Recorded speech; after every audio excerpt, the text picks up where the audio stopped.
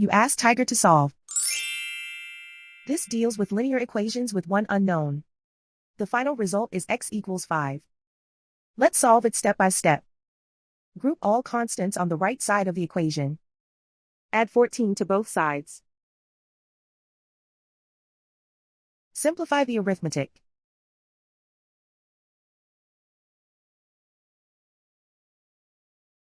Isolate the x. Divide both sides by 12. Simplify the fraction. Find the greatest common factor of the numerator and denominator. Factor out and cancel the greatest common factor. And so the final result is x equals 5.